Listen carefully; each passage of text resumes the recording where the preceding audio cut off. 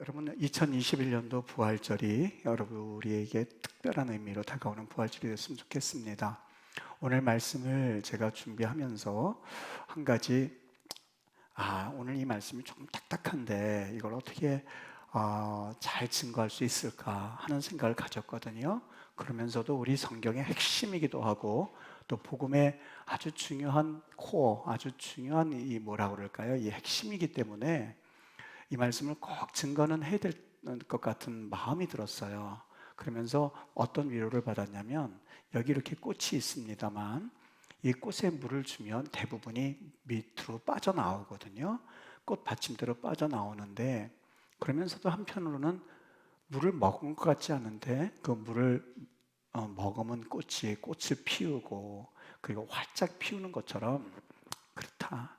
좀 딱딱한 말씀이지만 전하고 그것이 세월이 가면 그것이 다 흘러나오는 것 같은데, 이 들음으로써 믿음이 조금 성장하고 또 성장하여서 하나님께 이 성경의 가장 핵심적인 말씀이 무엇인지를 분명히 남게 될 거다 하는 확신이 들었습니다.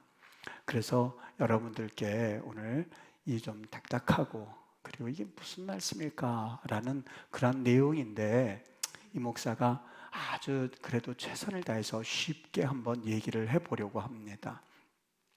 영적으로 우리 하나님께서 문을 활짝 열어주셔서 이 말씀을 분명하게 들려주게 하실 줄 믿습니다. 우리 제목 한번 따라해 볼까요? 부활이 왜 중요할까요? 네, 그 제목입니다. 예수님께서 십자가 죽음을 위해서 이 땅에 육신, 다시 말하면 우리와 똑같은 몸을 입고 이 땅에 오셨습니다. 이 내용은, 이 모습은 예수님께서 완벽한 인간입니다 하는 것을 우리에게 보여주시는 하나의 중요한 증거가 되지요. 그분은 우리와 똑같은 사람입니다.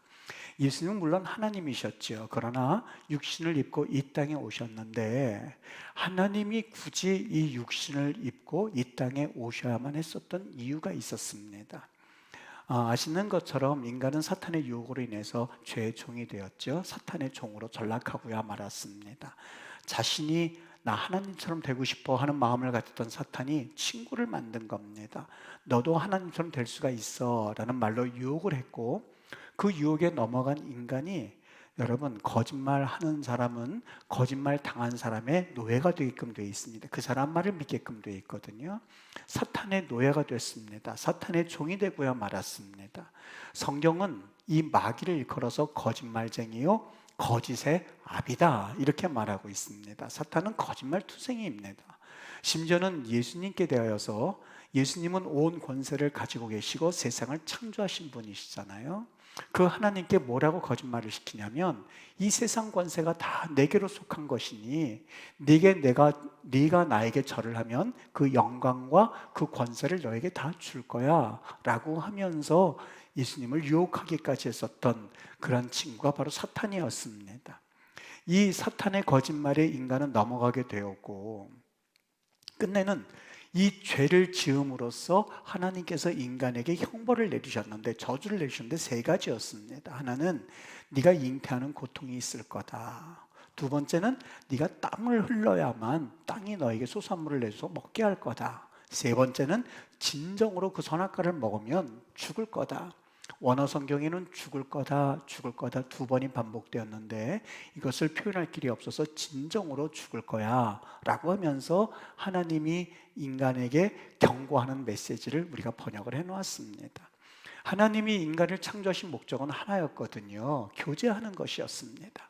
사람과 교제하는 것이었는데, 인간의 형벌로, 인류의 형벌이었던 죽음을 통해서 하나님의 목적을 인간들이 성취하는 것이 불가능하게 되었습니다. 죄를 지었기 때문에요.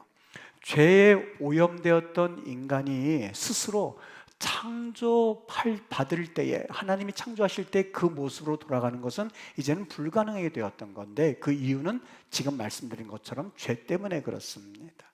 아담과 하와는 자신들이 지은 죄로 인해서 하나님께 저주를 받았는데, 이 죄의 속성이 얼마나 무서운지 모릅니다. 여러분, 아버지와 아들에게는 유전자라는 게 있거든요. 제가 이가 참 약합니다. 근데 저만 약한 것이 아니라 우리 아버지도 약했었어요. 지금은 세상에 계시지 않는데 저희 부친도 이가 참 약하셨어요. 가만히 보니까 저희 자녀 중에서 이가 약한 아이가 있더라고요. 저한테 유전이 내려간 거겠죠. 여러분, 죄도요, 이 유전이 됩니다. 죄의 속성이 아담과 하와가 죄를 짓고 나온 그 죄의 속성이 계속해서 그 다음 사람에게 이 죄의 속성이 이어가게 되었던 것이죠. 그러니까 우리가 흔히 성선과 성악설이 있는데 두 가지 모두 다 기독교하고는 조금 다릅니다. 그런데 굳이 어느 게 그래도 비슷할까요? 라고 물으면 성악설이 어느 정도 비슷합니다. 인간은 태어날 때부터 악하다라고 표현했는데 우리 기독교에서는 인간은 태어날 때부터 죄를 유전받아서 죄가 유전되어서 태어난 존재들이기 때문에 그것이 여러분과 나의 모습입니다. 그러니까 우리 인간 스스로는 그 죄를 다시 정화시킬 정화 능력을 잃어버린 거예요. 죄로 인해서 저주를 돌이키는 것이 불가능하게 되었던 것이죠. 여러분, 하나님이 얼마나 속상하셨을까요? 하나님이 우리를 만드실 때에 하나님의 형상대로 우리를 만드셨습니다. 그 이야기의 뜻은 하나님이 인간 세계에 나를 좀 드러내고 싶은데 드러낼 수 있는 방법이 뭐가 있을까 하다가 거기 보면 하나님의 형상이라는 뜻이 그 뜻입니다. 인간 세계에 드러내실 때 우리를 창조하심으로써 하나님이 하나님의 모습을 드러내는 것을 다 담아서 우리를 창조해내셨다는 겁니다. 그러니까 우리가 가진 성품, 우리가 가진 모습, 이 모습을 보면서 하나님은 참 아름답다 하는 생각을 우리는 보여주어만 했었는데 뭐 때문에요? 죄 때문에 그런 일이 불가능하게 되었던 거예요. 우리를 보면서 하나님이 저렇구나 하는 생각을 가진 사람이 없어요. 오히려 마귀가 있다면 저럴까? 그런 생각을 가질지도 몰라요. 그게 우리의 모습으로 오염이 된 거예요. 여러분, 이제는 하나님도 우리 인간과 교제할 방법이 없는데 그렇다고 해서 완전히 없는 것은 아니었습니다. 상상하기도 쉽지 않습니다만 내 자녀가 감옥에 들어가 있다고 생각을 해보시지요. 그 자녀를 빼오기 위해서는 뭐가 필요하면 우리 제도에 보석금이라는 것이 있습니다. 돈을 주고 그리고 잠시나마 재판이 완전히 그 결과를 낼 때까지는 이 자녀를 빼오는 겁니다. 그것을 그래서 보석금이라고 말합니다. 하나님께서는 우리 인간이 죄를 지었는데 한 가지 방법을 생각해내셨습니다. 교제는 하고 싶고 인간은 죄를 지어서 완전히 죄를 정화시킬 능력은 잃어버렸고 할 방법이 없는데 한 가지 제사를 생각해내셨던 겁니다. 성막을 지어놓고 하나님은 거룩하신 분이니 이 거룩하지 않은 존재를 대신해서 죄를 위하여서 죽어야 할 희생 제물을 하나님이 생각해내셨는데 양이라든지 소라든지 그리고 염소라든지 이런 걸 죽임으로써 그 피를 흘려서 하나님과 교제할 동안 인간을 거룩하게 함으로써 교제를 가능하게끔 만들어 놓은 겁니다. 그런데 이것은 한시적이었어요. 그냥 계속해서 다시 나가면 또 거룩하지 않은 상태가 되어서 다시 하나님과 교제할 때는 또 동물을 죽여야만 했고 또 제사를 드림으로써 계속해서 이것은 반복될 수밖에 없는 그런 형태가 바로 제사 형태였었던 겁니다. 여러분, 하나님께서 그것을 너무 안타깝게 생각한 나머지 언제까지고 그렇게 할 수는 없지 않겠습니까? 그래서 하나님이 결심하신 것이 하나가 있는데 안 되겠다. 이제 단 한 번의 제사를 드림으로써 모든 제사를 대신할 수 있는 그러한 희생 제물이 필요한데 인간으로서는 그런 제물이 없었어요. 왜요? 우리는 우리의 죄를 위해서 죽을 수밖에 없었지 누군가를 대신해서 죽을 수가 없었던 거예요. 죄가 없는 사람이 있어야 되는데 죄가 없는 사람이 우리 중에 누가 있겠습니까? 모든 인간이 죄를 범하였음에 라고 되어 있는데요. 그래서 하나님이 생각해 놓으신 것이 나 하나님 대신 그 하나님이 인간의 육신을 입고 인간 세상으로 오셔야만 했는데 정상적인 부부를 통해서 오는 사람은 그렇게 죄가 없을 가능성이 없어요. 왜냐하면 모든 죄가 유전이 되기 때문에 그렇습니다. 그래서 우리 하나님께서 한 사람을 택하셔서 엄마의 아기 집을 빌리시기를 원하셨는데 그 사람이 누구였냐면 마리아였어요. 마리아는 아직 결혼한 사람이 아니었었습니다. 성경에 보면 알마, 그래서 처녀였습니다. 아기 집을 빌리신 겁니다. 하나님께서 그 여인의 아기 집을 빌리셔서 그래서 이 땅에 오셨고, 그분이 바로 하나님이 이제는 우리와 함께 하신다라는 상징적 의미에서 임마누엘, 하나님이 이제는 하늘에만 계신 것이 아니라 우리 인간처럼 똑같이 함께 하시기를 원하시는구나 라는 의미에서 임마누엘이라는 이름이 그래서 생겨나게 됐었던 것이죠. 이렇게 해서 예수님께서 이 땅에 오시게 되었던 겁니다. 여러분, 이제 예수님이 누구인지 이해가 되실 거예요. 죄와는 상관이 없습니다. 왜요? 정상적인 부부를 통해서 오신 분이 아니기 때문에 그렇습니다. 그분은 자신의 죄를 위해서 죽을 필요가 없으셨어요. 왜요? 죄가 없기 때문에 그렇습니다. 원래 창조될 때의 인간의 모습처럼 그분은 전혀 죄와는 상관이 없으신 분이셨습니다.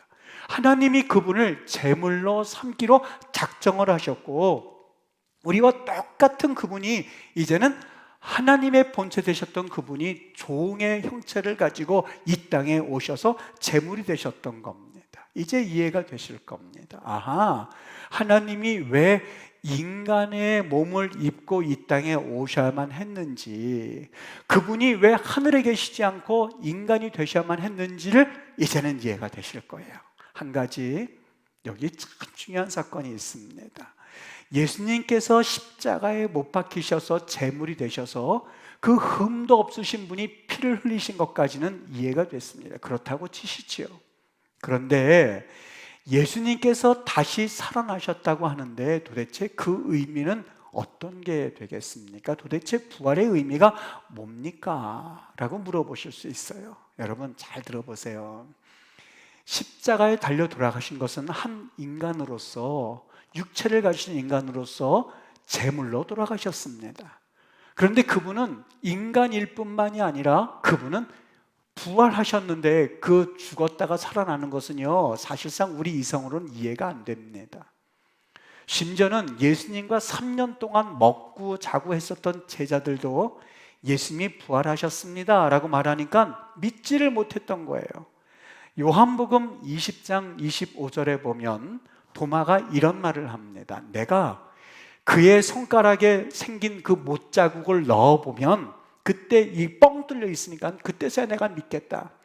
누군가 옆구리에 창을 찔렀는데 거기 이렇게 뻥 뚫린 거 내가 두 눈으로 봤거든. 그걸 내 옆구리에 손을 넣어보지 않고서는 나는 못 믿겠어 라고 말하는 것을 들을 수가 있습니다.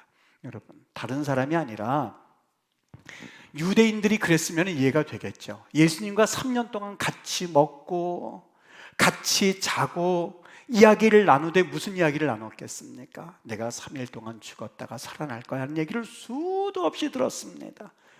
그리고 그 이야기를 정말 명확하게 예수님으로부터 들었습니다. 그리고 예수님은 정확하게 죽으셨습니다.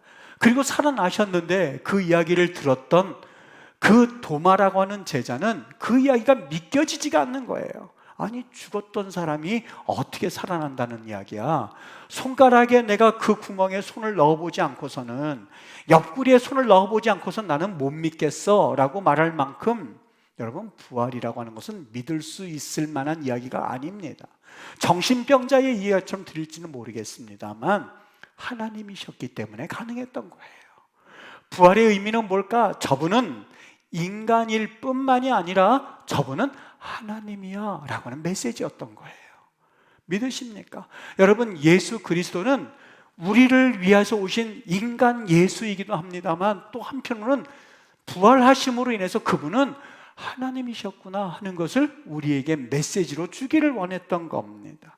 여러분, 아니 목사님, 인간도 살았는데 그것은요, 잠깐 죽었다가 살아난 사람은 있습니다. 이를테면 나사로 같은 사람이요, 3일 동안 거기 있다가 그 다음에 나사로야 나오라, 여러분 죽은 지 나흘이 되었나이다 했는데도 불구하고 살아나왔죠. 그러나 그 나사로는 또 죽었어요. 그냥 소생이라, 잠깐 살아난 것을 그걸 소생이라고 말합니다. 유두고가 창문에서 말씀 듣다 떨어져 죽었죠. 그러나 잠깐 살아났죠. 소생입니다.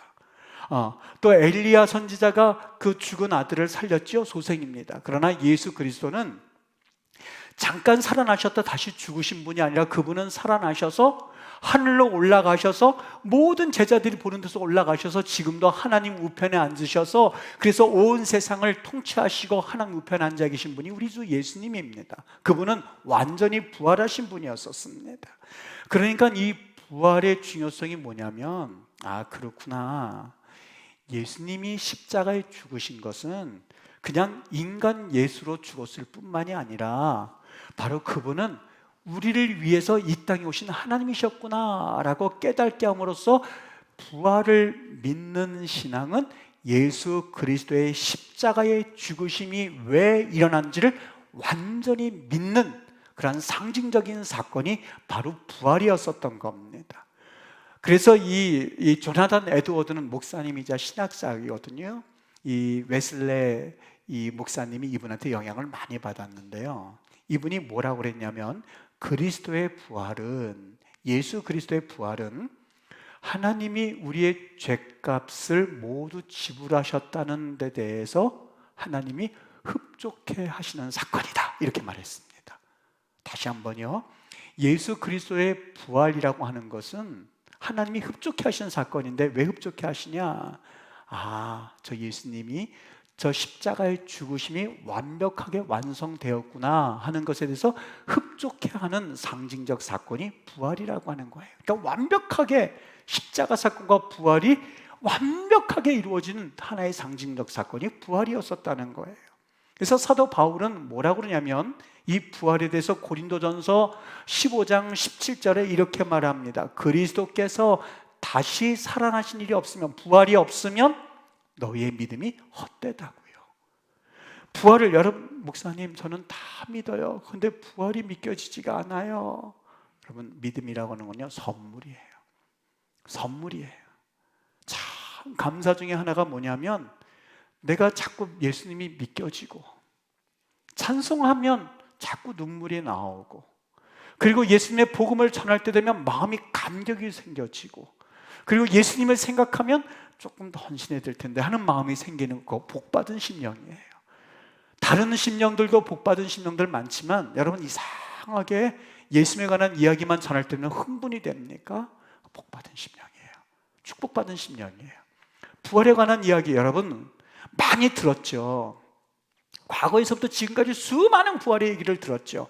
까먹은 계란 개수만 하더라도 아마 부활절날 까먹은 계란 개수만 해도 엄청날걸요. 몇 판은 될걸요. 그런데 부활만 안 믿는 이들이 있어요. 왜요? 안 믿겨지니까. 비판하고 싶은 마음이 없어요. 너 왜 부활 안 믿어? 야단친다고 될 일이 아니에요. 너 내 자녀인데 왜 부활신앙 안 믿어? 야단칠 일이 아니에요. 왜요? 안 믿겨지는걸요. 미련은 절구에 찧어도 벗겨지지 않는다고 그러는데, 여러분, 믿음은 억지로 될 게 아니거든요. 어떤 거예요? 하나님의 선물이에요. 여러분, 한 번 들었는데 확 복음을 받아들여서 그래서 나는 예수 믿어요 헌신하고 선교사로 가는 이들도 있어요. 복받은 심령이지요. 20년 30년 부활절마다 계란은 먹었는데 그 계란의 의미가 뭔지 전혀 깨닫지 못해서 답답해하는 심령들이 있을 거예요. 오늘 이 시간, 나는 부활절은 수도 없이 지났는데 부활이 믿겨지지 않아요. 그러면 여러분, 하나님께 정말 심각하게 기도해 보세요. 하나님, 나 혹시 구원받지 않은 거 아닐까요? 왜요? 여러분, 이 부활신앙이 왜 중요하면 지금 그러잖아요. 고린도전서 15장 17절, 그리스도의 부활이 다시 살아난 일이 있다는 것을 믿지 못하면 너희의 믿음이 헛되다고요. 헛되다고요. 이 목사가 얼마나 안타까운지 아십니까? 기껏 말씀 전하고 수도 없이 일평생 전했는데 부활신앙이, 이것이 부활이 믿겨지지 않아서 그 믿음이 도루묵되어서 천국 갔을 때에, 아니 우리 김 집사님 어디 가셨나? 우리 권사님 어디 가셨나? 우리 목사님 어디 가셨나? 이렇게 말하면 여러분 얼마나 안타까운 일이겠습니까? 그만큼 부활이 중요한 사건이라고 하는 거예요. 부활을 믿지 못하면 십자가 사건 난 믿어요 라고 하지만 믿지 않는 거예요.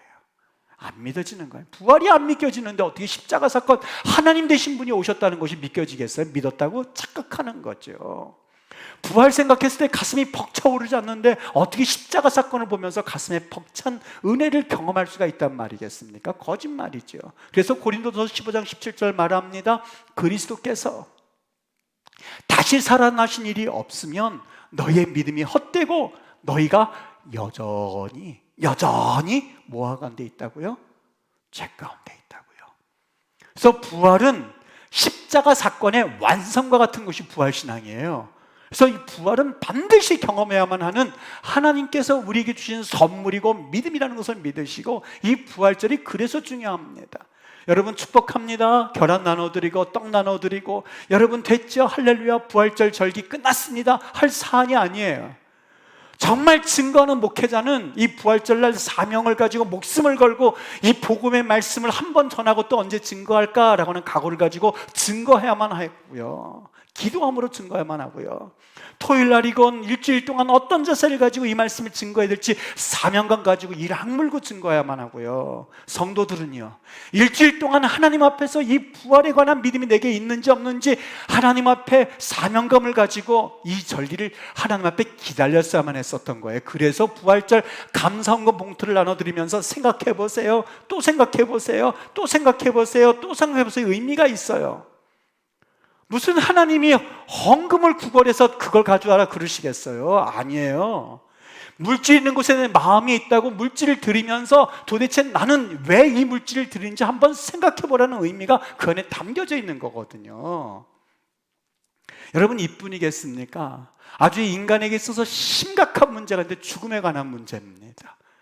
여러분 하나님이 선악과를 따먹으면 너희들 정말 죽을 거야 라고 했는데, 제가 이거를 공개적으로 이 글로써 표현하지는 않았습니다만, 여러분 왜 하나님이 죽을 거야 두 번 말씀하셨을까? 첫 번째는 육신으로 너는 썩을 거야, 그 의미도 있고, 또 하나는 이제부터 교제가 나와는 끊어졌어 하는 의미로 죽을 거야를 두 번 쓰셨어요.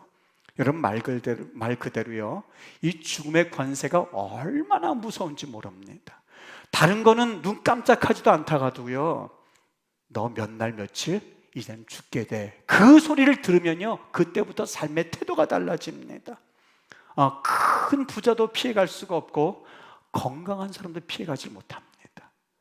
진시황 환자가 불로초를 구해오란 때가 47살이었거든요 불로초를 구해와라, 중국의 그 진시황이에요. 50살에 죽었어요. 납중독으로, 수은중독으로 죽었어요.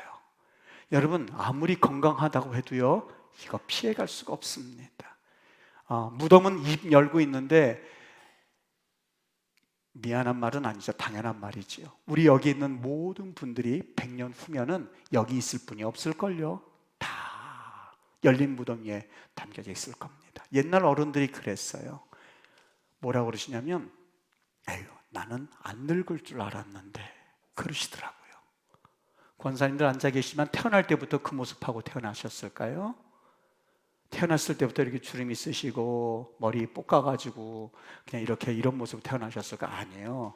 조금 아까 이 첫 출입 아이 왔지만 그 모습으로 태어난 거예요.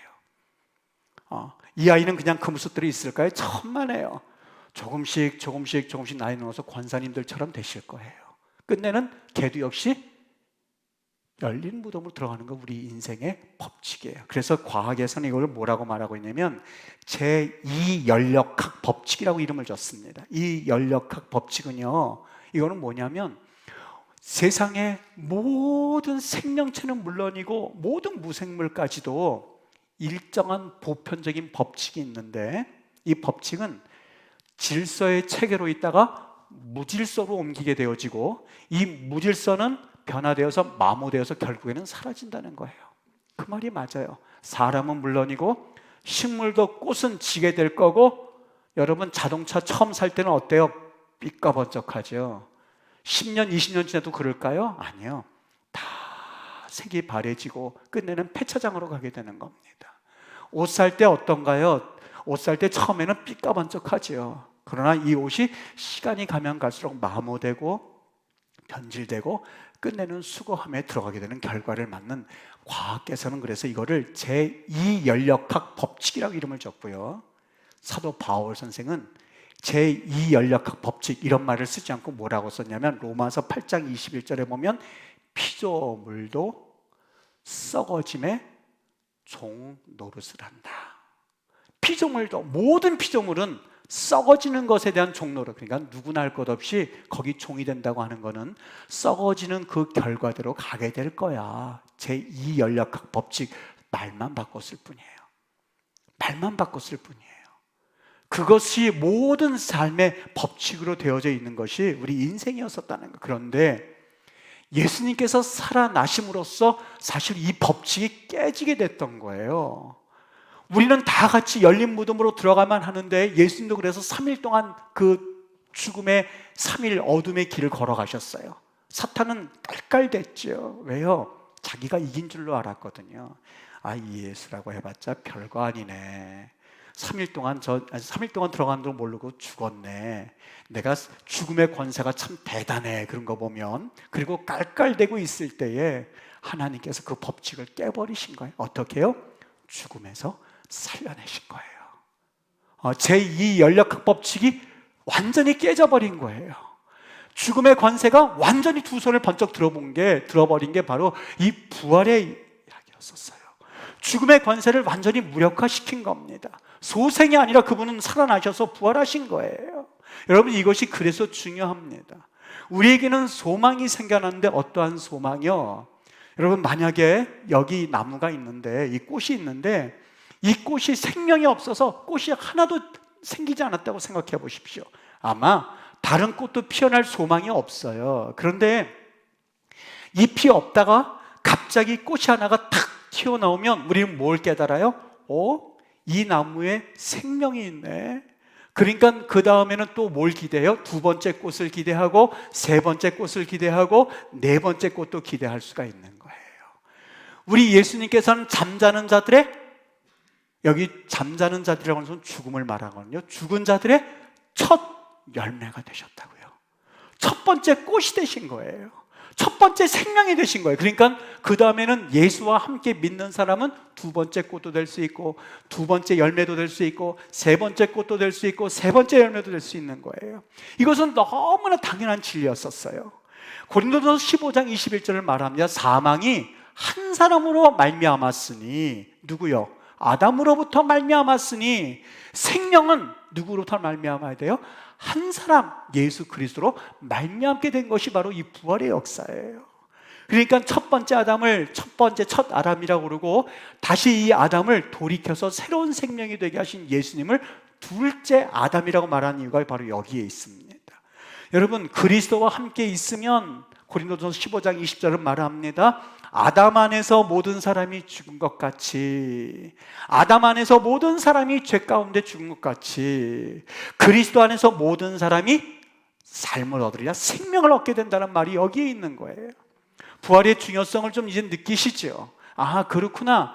예수님께서 첫 열매가 되셨으니까 여기엔 생명이 있다고 하는 증거구나 하고서 두 번째, 세 번째 곳을 기대하는 것처럼 우리도 역시 예수님이 부활하셨으니 예수님 안에 있으면 예수님이 부활하셨던 것처럼 죽음의 권세는 우리를 더 이상 옭아맬 수 있을까요? 없을까요? 더 이상 없어요. 사망아, 너의 쏘는 것이 어디 있느냐? 라고 우리에게 덤벼들 때에 우리는 담대하게 더 이상 사망이 쏘는 게 없어.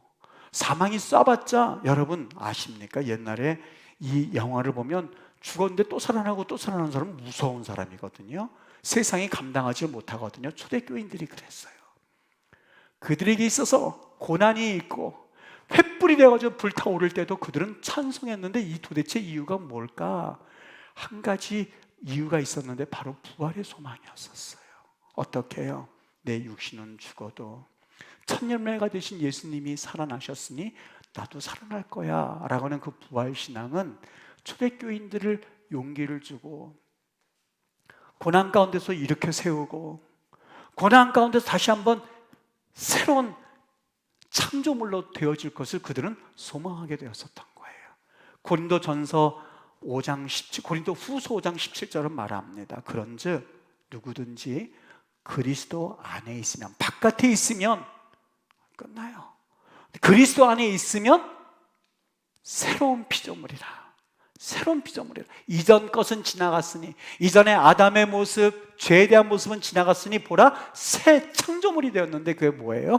우리 그리스도 안에 있는 사람들, 새롭게 생명을 받은 우리 그리스도 안에서 우리는 새로운 생명을 얻게 된다는 거예요. 그럼 과거의 사람들은 이렇게 이 고난과 환난을 그런 부활신앙으로 이겼구나, 그렇게 생각해 볼 수 있죠. 우리는 어떤 부활신앙이 어떤 일을 벌이게 되냐면, 생각해 보세요. 예수님이 부활하시고 나서 제자들과 함께 40일 동안 있다가 제자들과 이 빠이빠이 하셨거든요. 그게 바로 이 사도행전에 나오는데요. 사람들이 500명 되는 사람들이 예수님이 부활하시고 하늘로 올라가시는 걸 보면서 다 같이 손을 흔들고 있는데, 예수님이 그들에게 말을 합니다. 뭐라고 말을 하냐면요, 여기 사도행전 1장 11절에 보면 갈릴리 사람들아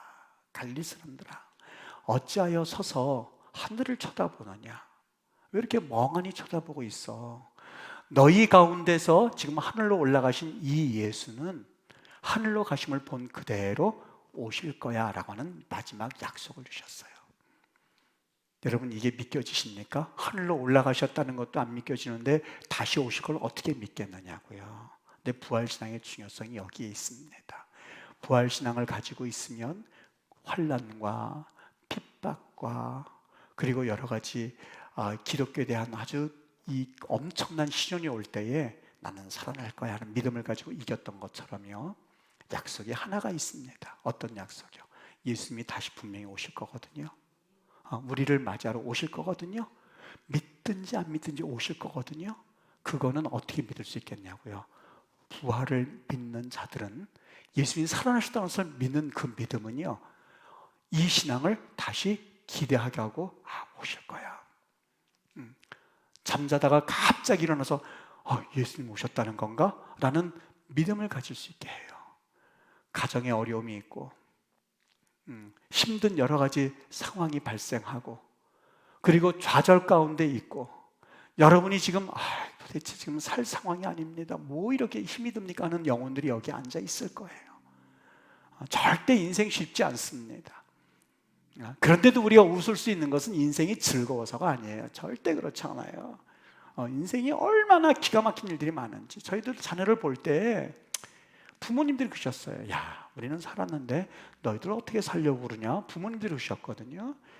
뭐 그런 말씀을 하시나.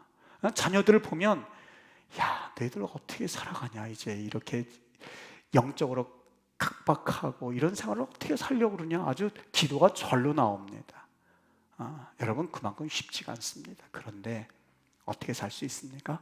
부활을 믿는 은혜의 선물을 받으면 예수님께서 다시 오실 거야. 꼭 오실 거야. 꼭 오실 거야. 그냥 기다리는 거예요. 예수님은 오시겠지. 왜요? 부활신앙을 믿으니까.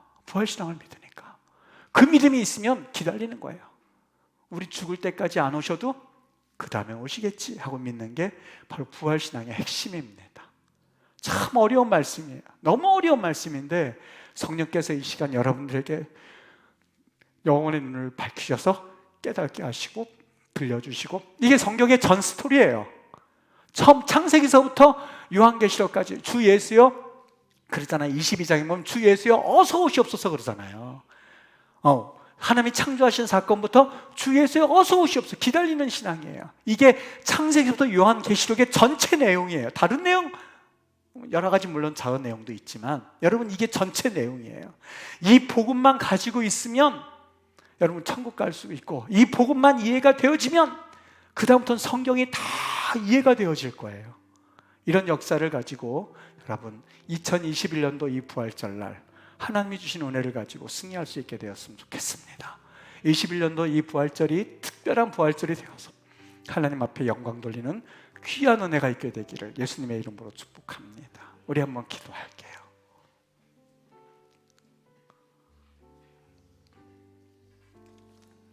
예수 부활하셨다는 이 사건, 그래서 우리도 부활될 거라고 하는 이 고백, 여러분 이 고백을 가지고 정말 주님, 내가 이 부활의 은혜, 부활의 신앙을 꼭 마음에 담았으면 좋겠습니다.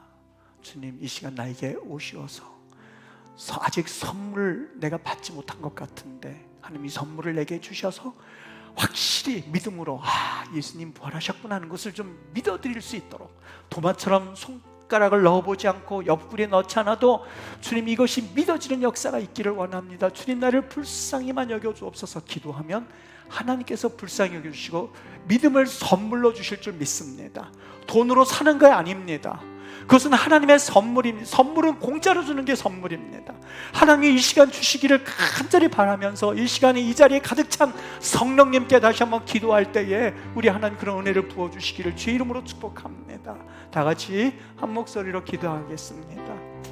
사랑이 많으신 하나님, 아버지, 이 선물을 주셔서 정말 믿음 가운데 이 거룩하신 주님이 주신 선물을 받고 하나님 아버지여 다시 한번 믿음의 새로운 출발을 할 수 있도록 은혜를 내려 주시옵소서.